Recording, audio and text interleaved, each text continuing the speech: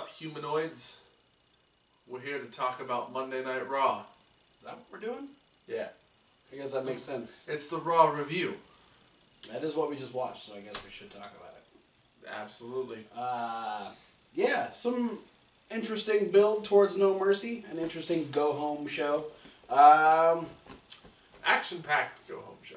Things that didn't matter. Kurt Hawkins still on a losing streak. 115 matches strong, thanks to Apollo Crews. Yeah. Apollo Crews back on the show. That's nice. For the first time since Braun Strowman drop-kicked him out of the air. Yeah. Unfortunately, he's still with Titus O'Neil. Gross. Oh, another thing that didn't necessarily matter but was interesting, instead of Goldust asking for a match from Kurt Angle, Dustin Rhodes asked for a match against Bray Wyatt after what happened last week when Bray Wyatt defeated Goldust and then wiped all the paint off.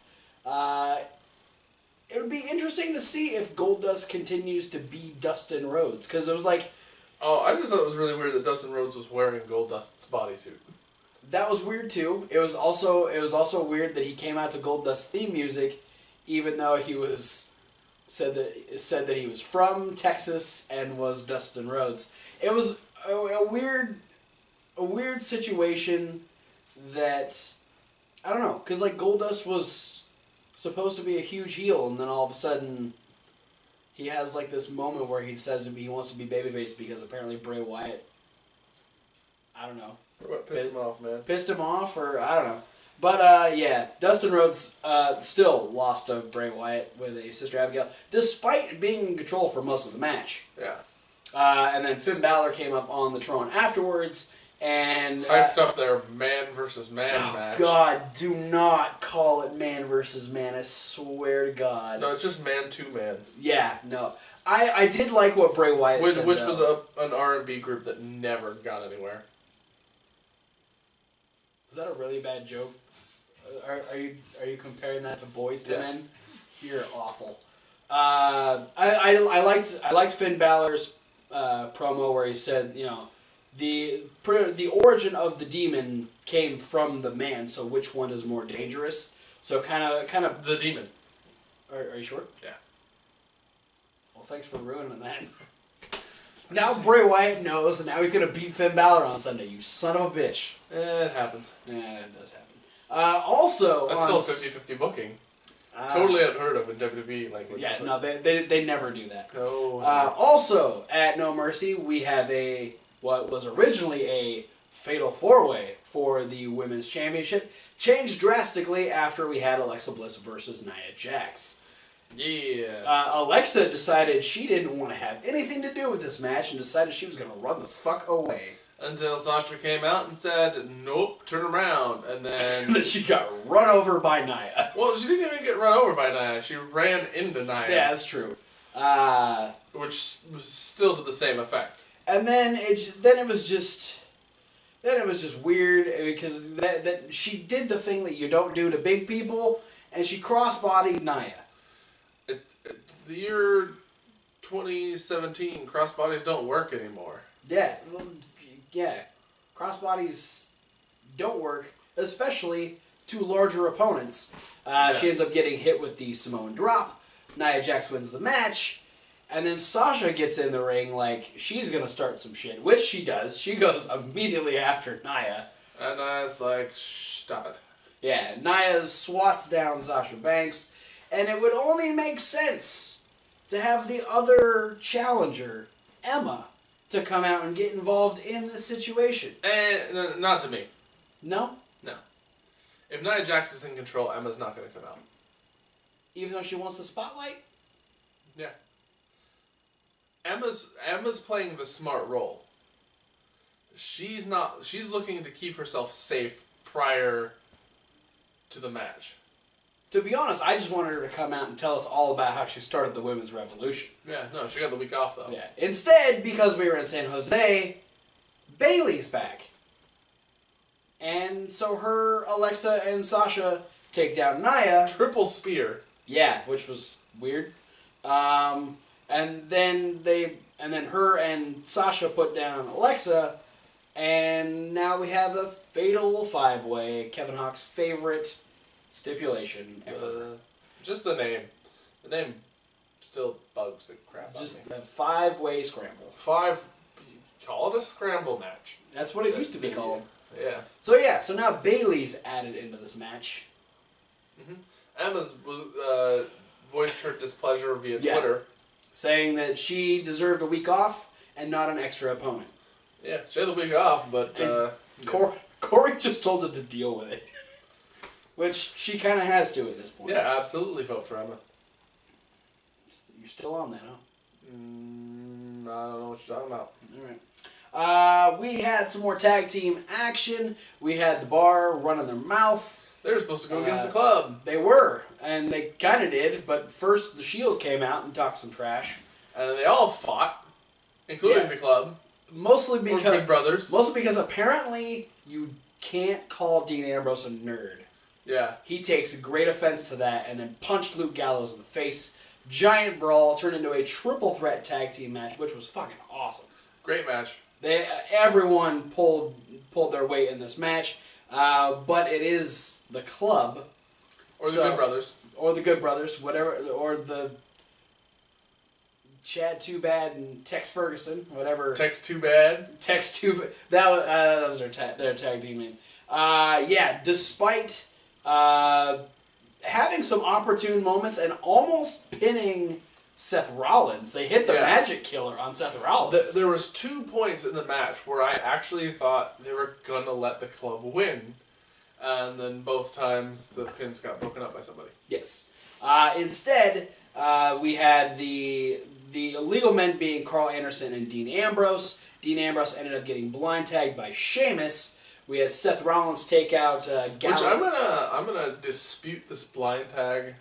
What? I'm gonna write to WWE and dispute this Sure blind tag because the portion of Dean which got tagged was outside of the ring. Was it? Yes, because it was while Dean was doing his rebound clothesline. I'm just saying, the tag is supposed to happen to the person inside the ring. Dean was partially outside the ring, especially if it was the outside portion of him that got tagged. They're really stretching it thin with this one on me. I think your gripe is a little too specific, and I don't think WWE's going to give a shit. Instead, that made Sheamus the legal man. Dean Ambrose almost won until everyone realized, oh shit, he's not actually in it. He hit the Dirty Deeds on Carl Anderson. Sheamus came in, tossed Dean Ambrose out, and pinned Carl Anderson. So the Bar won the triple threat match. You don't usually salute for a Sheamus win. No, that's a Cesaro win. Oh, Sheamus the other side? Sheamus doesn't get either of my thumbs. No. Hashtag no thumbs for Sheamus. Oh, shit. Alright. So then we had 2 really big talk segments, which were building up the 2 big main event matches for No Mercy. The WrestleMania caliber matches. Yeah, the SummerSlam caliber matches. Oh my god, it feels like the spring even though it's the fall. That was stupid. I fucking hated that. Oh my god. We had the side-by-side Brock and Braun. In the hot seats. Thanks for throwing all the Michael Cole-isms at me. Thank you for that. So... Well, I know how much you like Michael Cole. Oh, yeah, I fuck Michael Cole. Vintage Travis Cole. Fuck you. This was an awesome moment for Braun, because Braun had multiple moments to cut really good promos. Yeah, this is kind of like, I felt like the backstage promos did really good on this episode. By the backstage ones, I just mean like the sit down in front of a screen sort of ones, because the Finn Balor one was pretty good too. But I felt like these all did sort of, to me, feel like there could have been somebody with cue cards. Yeah. Because, I mean, Finn's not bad at promos per se, but it's not his strong suit either. It is safe to say that Finn Balor's promos while in the backstage are better than the ones he cuts in the ring. Yes. I will agree with that. I'm 100%. just saying. There could be some lines being fed to these people for the promo parts, but by far, definitely the best promo segment that Braun Strowman's had. Yeah.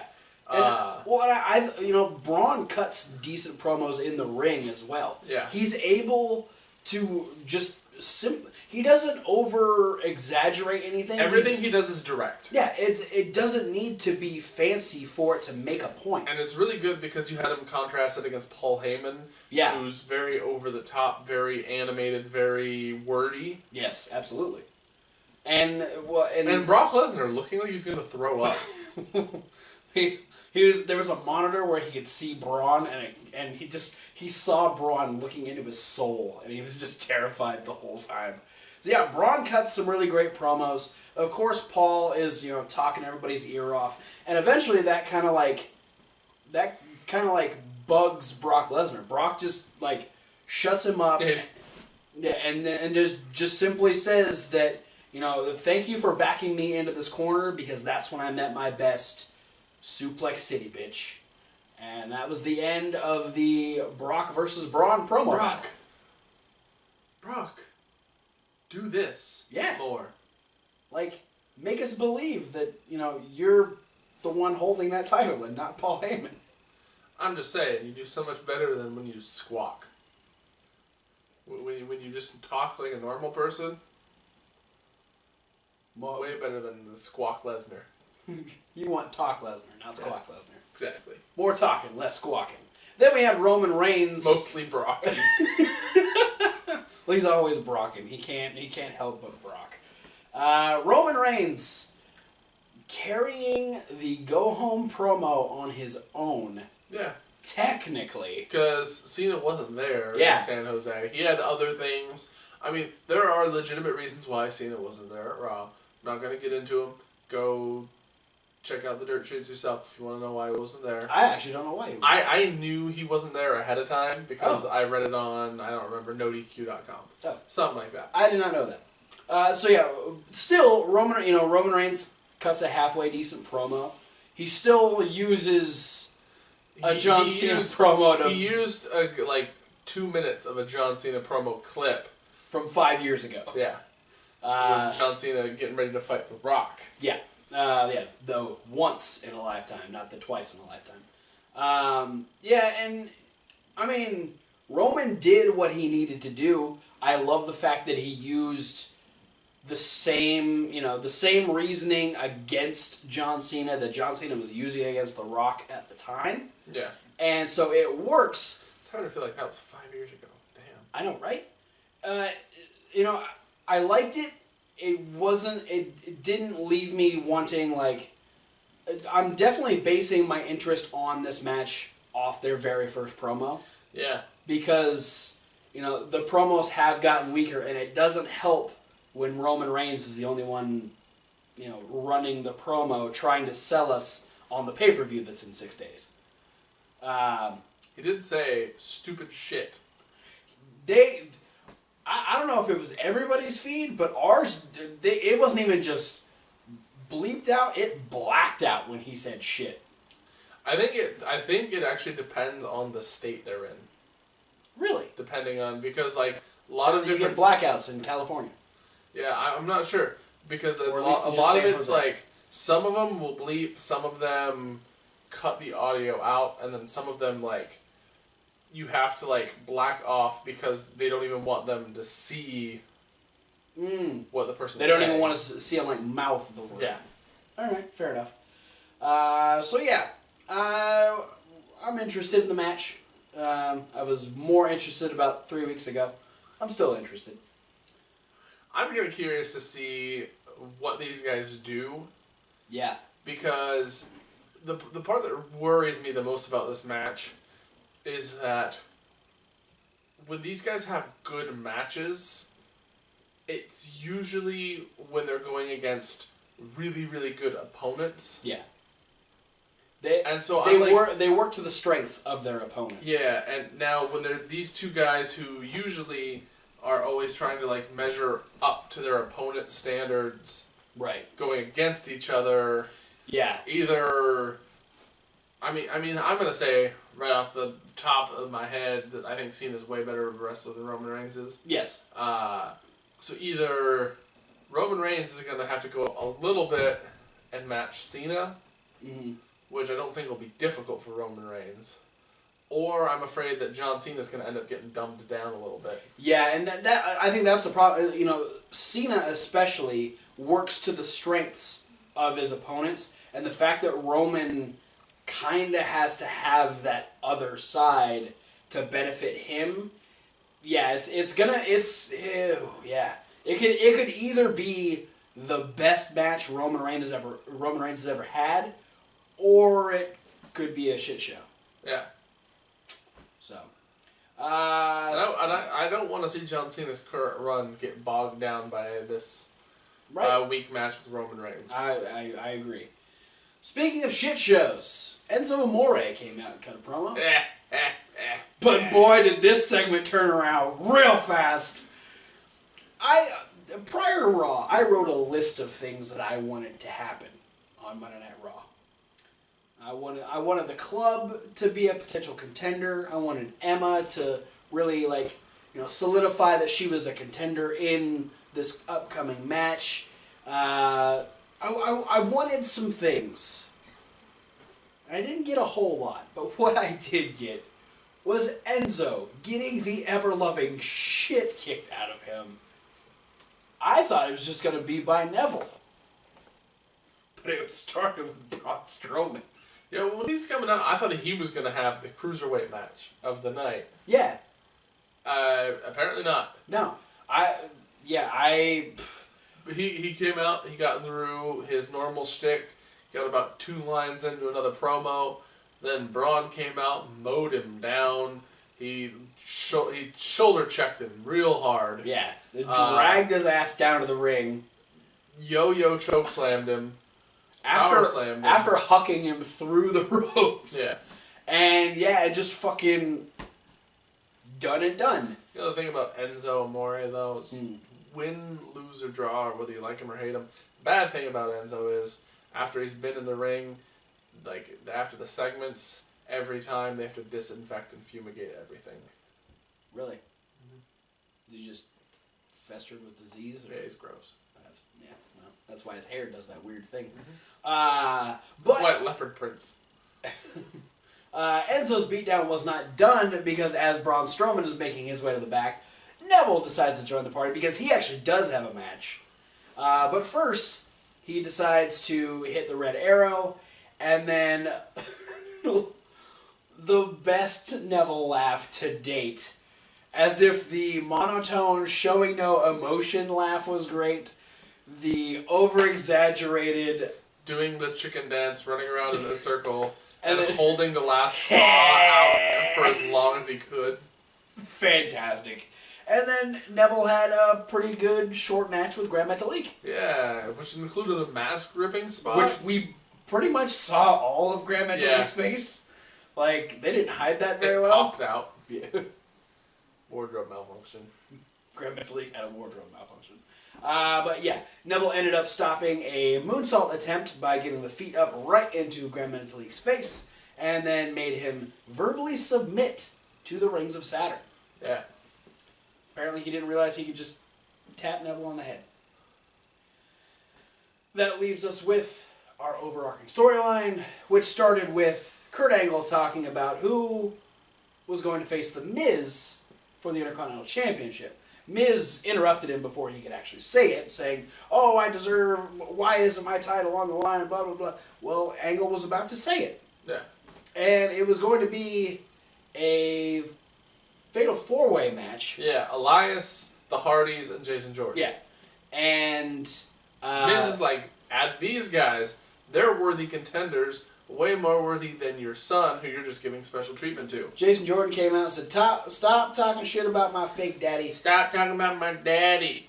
And said, "Go ahead, put your goons in the match. Kurt, put them in the match, so that way..." Yes, son, I'm not showing you any favoritism, but I'm doing exactly what you asked me to do, son. Because apparently this was gonna make it so Miz didn't have excuse. What? Anyway. Yeah. Yeah. So eventually, we had a little scuffle. He just didn't want the Miz to be able to go. But if you would have done what I said and put Jason Jordan in a match with Bo Dallas and Curtis Axel, he would never have made it. Okay. Well, they did. So it Miz ended up isn't being. above being a whiny bitch either. So Oh, Miz is the whiniest of bitches. Miz made a career off of being a whiny bitch. That's Miz's stick.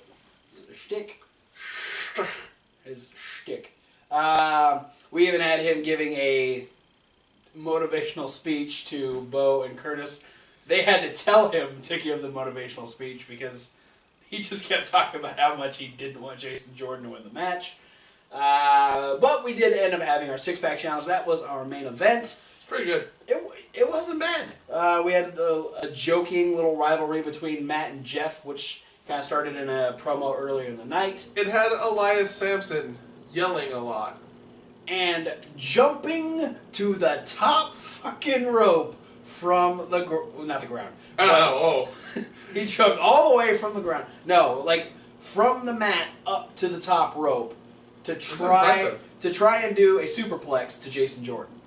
That didn't happen because he got shoved the fuck off the top rope, and then Jason Jordan was victim to a Tower of Doom. But yeah, no, Elias wanted to get noticed. Yeah, he was lighting people up too. He was throwing vicious clotheslines. He threw a drop kick right into Jordan's face at the beginning of the match, and then chopping people like crazy. Yeah, this was a good moment for Elias. I wanted him to win, but he didn't. And neither did Curtis Axel, Bo Dallas, or the Hardys. Because Jason Jordan ended up getting taken out by The Miz. Yeah, and here's one of the things I really enjoyed about The Miz getting involved in this is, like, a lot of times when, like, somebody gets involved in a no DQ match, it's like a one and done thing. Yeah, no. Miz was all over this. Or there's a lot of times where, like, per se, like, the street fight that just happened between the Usos and the New Day. Yeah. Where I was like, the New Day has 3 people. The third person could literally just stay out there the whole time and help the entire match. Yeah.